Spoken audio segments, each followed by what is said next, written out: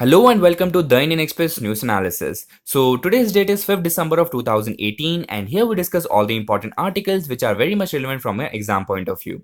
So let's have a quick look at all the important articles that you're to discuss today. Before that, if you're not subscribed to my channel Military Mantra, please subscribe because here you get daily The Hindu analysis along with Indian Express analysis in Hindi and English. And don't forget to actually hit the bell icon so that you get notified every time a new video is uploaded. Coming back to all the articles that we're to discuss today. So the first article over here is about mob lynching. So we'll try to understand this in detail. Followed with this article is about France. The recent riots that has happened in France, or basically Paris to be specific. What are the reasons of it and what exactly can the government do right now? Followed with this particular article is about a national park known as the NAMDAPHA National Park. Where is it located in? It is located in Arunachal Pradesh. So they might just ask you in any of your exams as CAPF or CDS saying NAMDAPHA National Park is located in which of the following states. So you just have to answer saying Arunachal Pradesh. Followed with there's one more institute that you need to know. It is known as Wildlife Institute of India. It is basically founded in 1982 and this particular institute worked directly under Ministry of Environment, Forest and Climate Change. Following which, going to the article again.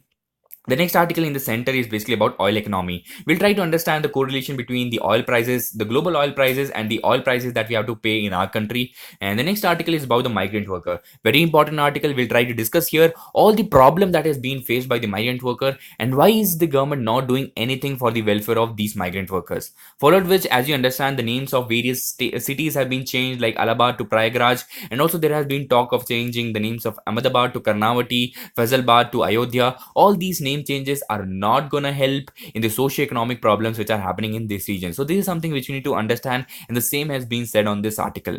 Followed with the most important article is the farmer issue. So here all the problems that is being faced by farmers and also the solution which can be provided by the government are being cited really well. We'll try to discuss all these points in detail. Followed which the first article over here is about mob lynching. We try to understand here is anytime a mob lynching happens anywhere in India, the first problem that the police faces is to find out who were all the preparators of that particular incident. So that's the reason we consider mob lynching to be a faceless violence activity that happens in our country. And there are very infamous cases which have happened like the recent Dadri lynching case which happened, and usually all these mob lynching that happens are usually against a particular community. And also somewhere we find government is trying to actually control what we eat also, because there was a ban on beef also, as you remember. So what we understand here is government is actually not just involving another institution, but also they are trying to interfere in what people eat and what their religious practices are. So this is something government has to stop doing. Also what we need to understand here is there are some state sponsored cow vigilantism which is growing in most of these states within our country, which has to stop, because somewhere we need to understand the law cannot be actually taken by the civil people here. The law has to be protected only by the executives and the judiciary here. So that is something which you need to understand. And what is something which we need to understand also is the government is usually silent on every occasion whenever such mob lynching happens. So somewhere initiative has to be taken by the government. And recently there was talks in Lok Sabha wherein they were trying to bring in a law wherein they will actually bring in a draft where they will tell about what mob lynching actually is and what are the legislation that we can do, what are the steps that we need to take. All these are yet to be done. They are not being in active state right now. Following with the next article is about France here, and we understand most of the people within France were moving towards Paris because they had specific demands. Somewhere the triggering point was the rise in the fuel prices, but on the background there are a lot of issues like the unemployment allowance was not provided to them. Also the welfare services and schemes that were provided by the government were somewhere reducing. That's the reason these people came out in the public, and they were known as the yellow vest protest because they were wearing a yellow vest. Somewhere the demands were because government was not actually working for the people. That is what they feel. Also this happened long back in Iran, wherein because of unemployment or the rise of unemployment, people were actually coming out on the street and protesting against the government. And what we need to understand here is the first step that is being taken by the government is to put emergency in that area. But the first step that actually should be taken is to talk with all these people. Usually these are leaderless people, so you need to talk to a lot of people here. Make sure that you convince them and tell them the real situation and give them the short-term solutions here. Because right now also we know that France, what they have done is they have actually reduced the prices just to make sure or curtail the protest that is happening. Also because France is so much in news, you need to understand the map of France here. As you understand, the capital of France is basically Paris here. Also you can see the bordering countries here like Spain here, Belgium, Germany, Luxembourg, Switzerland, Italy. Also, you can see English Channel, which divides United Kingdom from the France.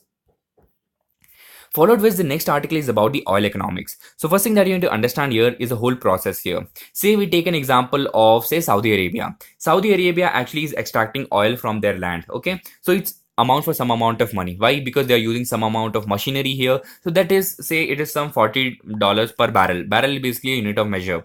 Then you are shipping it to India. So shipping always costs some amount of money. So that $40 becomes, say, 55 here, and followed which you will get refineries in India where we'll refine the petroleum or basically crude oil that we get. Followed which there'll be dealers involved in it, which will who will get their profit. Followed with central will put their excise tax, state will put their state VAT tax. Followed with there'll be again a dealer here, and then finally it will reach your petrol pump, and there it will cost you somewhere around 80 rupees, right? So you need to understand here is somewhere if we reduce the taxes and the excise duty that have been taken by the government, we can actually help the consumer, that is we the citizen would have to pay lesser prices for the changes that is happening in the world oil prices. Because if you look at the statistics from 2014 June to 2017 July, the prices per barrel have been changing from $91 to $44.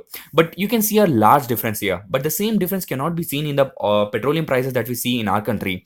The reason being, the government is actually not changing the excise duties. So what happens is they're generating a lot of revenues, but at the end of the day, the prices have been paid by the consumers, even though they understand these consumers are the same people who are actually electing them.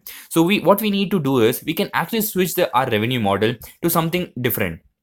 Like the first suggestion given here is we can actually use a surplus which is generated by the RBI, but the problem is there has been a tussle between RBI and government, so we cannot actually go for it. Following which, to make sure there is a continuous economic activity, we can actually make more and more banks to lend, but there is a problem like the non-performing asset here. So what is being asked in this article is we need to actually find a new way wherein we can actually substitute for the revenue that is being generated by oil, because oil is very important right now, because more and more countries are actually moving out of OPEC. Like you can take an example of Qatar here. There is no say a bonding when it comes to the oil producing countries right now. So somewhere we need to understand this oil prices can be volatile in the coming future. So that's the reason government has to take the right initiative here, and the petroleum minister here has to take a great leadership in order to make sure the oil prices remain stable. Following which, the next article is about the migrant labours. So what you need to understand here is the term the migrant. So there are two kinds of migrant here. Once you actually migrating from one country to other, say you're migrating from India to UAE or basically Saudi Arabia, so you become a basically international migrant here. And sometimes migrants are within states, like you're moving from Bihar to Gujarat or Gujarat to, say, Tamil Nadu. So all these are basically local migrants here.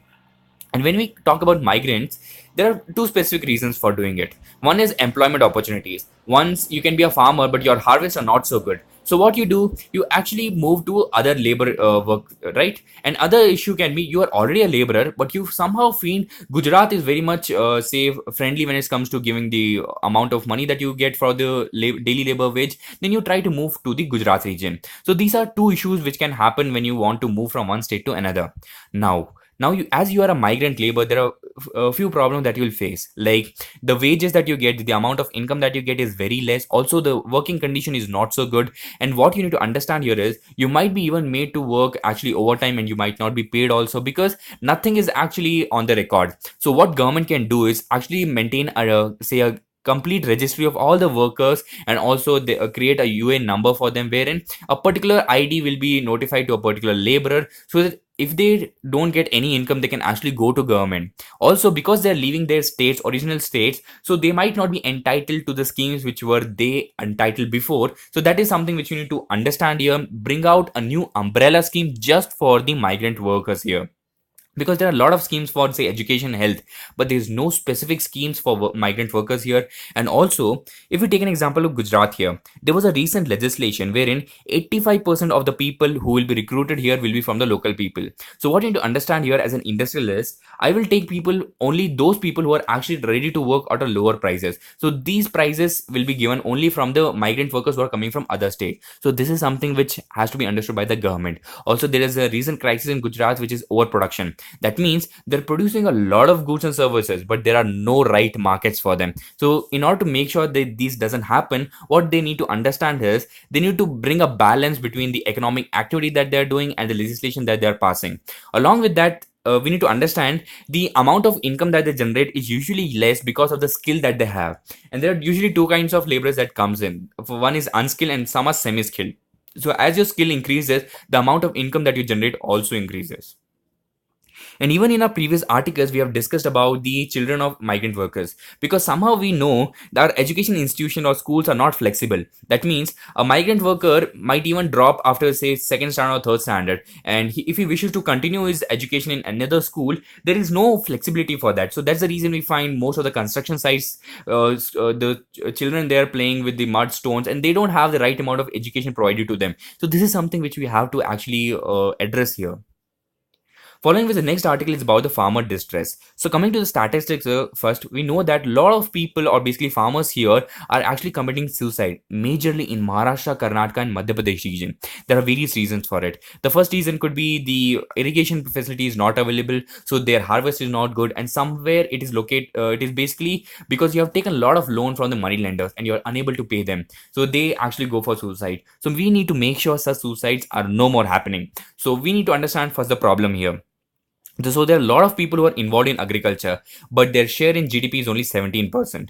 So most of the farmers here are trying to actually switch from agriculture sector to other sectors, like they want to go into dairy farming, beekeeping, all those things they are trying. But somewhere we understand the farmers are not aware about even the minimum support price. So what the government first need to do is to provide them the right amount of expertise here, also to provide them the new technology. So this is something which we need to be done, but which is not being done completely in most of the villages in India. Followed which some of the steps have been taken, like Kisan Credit Card, Pradhan Mantri Krishi Sinchai Yojana. But as we understand, take an example of Madhya Pradesh, there are a lot of irrigation schemes happening there. But after we know that there was irrigation scam, and we understood the beneficiary, that is the farmers, are not actually getting the irrigation facilities. So what's the use of having so many schemes? So this is something which you need to address. Also, there has been a suggestion saying, you please establish a Pani Panchayat. What will this particular Panchayat do? They will actually make sure monitor the whole irrigation executive program here. So what happens here? Any scheme is getting implemented, they will make sure or monitor the whole process here. So this is one idea which can be actually implemented. Followed with, there has been a provision to actually provide pension to anybody who is above the age of 60 and he used to work in a farmer, say as a daily labor in the farmers. So he can actually get a pension of 6,000 rupees. Followed with, we can provide a subsidy in the fertilizer using the direct benefit transfer. Followed with, we can provide a dedicated electricity line for the farmers so that the electricity supply is not affected. Also, even in Odisha, there was a plan for actually providing the solar pumps there. So this is something which you can implement. Followed with, the most important point in this article discussed is the basic income scheme, wherein all the small farmers, tenants, all those people who does not have land will get 6,000 rupees per crop season. So this is something which is being talked about yet not implemented. And the next thing is about the loan waivers. As you understand, every time a new election comes up, it can be state election, national election, most of the parties actually say that they will give loan waivers. But what we need to understand here is loan waivers are just a short-term solution. In order to make sure that is a long-term, what we can do is put a bar on it saying it will be only a one-time loan waiver of 2 lakh rupees. So if we actually implement all these things, our state of say farmer issue that is happening can actually be reduced or mitigated. Following is the next article on the explain page is about the hunger index. As we understand, based on the trend, the number of people who are hungry in the world were actually reducing till 2014, and suddenly we see a rise of it. So the population also is increasing, something which you need to understand. Also, most of our implementing of the schemes is not so much complete. That's the reason we are not able to actually provide the food security to most of the people. So this is something which you need to understand. Also, there is a shift in our focus from providing just food to the providing the right amount of nutrition. So this is something which you need to understand when it comes to this article. Followed which, on the page 11, there is an important article about Qatar, why they have left OPEC and how is it going to affect the oil prices, because somehow we know their contribution in the oil production is only 2%, because they're a major player in the natural gases. So we need to understand the oil prices will not change, but we understand the Qatar can actually influence a lot many other countries which are a part of OPEC. So not having them in the OPEC will actually affect the whole autonomy or basically the governance of OPEC within their institution. And somehow we understand here that most of the international institutions are actually not of more power right now, because most of the countries are pulling out. So this is something not so good when it comes to the international peace that we are looking into. Following with the next article is again about France. So what they are going to do right now immediately is they're going to reduce the price of the fuel so that the immediate protest that is happening in Paris can be reduced. Followed with the next article is about the redrafting of income tax law. So what we're trying to do here or focus here is to make sure or simplify the compliance process. Say you want to actually file a income tax return, right? If this process is very easy, more and more people will actually start filing their taxes. So compliance is something which they are focusing right now instead of the rate changes. So this is something that you need to understand about the redrafting of income tax law. So that's all for today, guys. Let's just revise everything that we discussed on the editorial page. We discussed about the agrarian distress here, followed by migrant laborers. What are the issues that they face? Followed with the oil prices, which actually affect the petroleum prices in our country, followed with the crisis which happened in France, followed with the importance of mob lynching. What exactly can the government do to reduce it? So that's all for today, guys. If you like this video, please subscribe to my channel and share it as much as you can. Thank you and have a nice day. Jai Hind.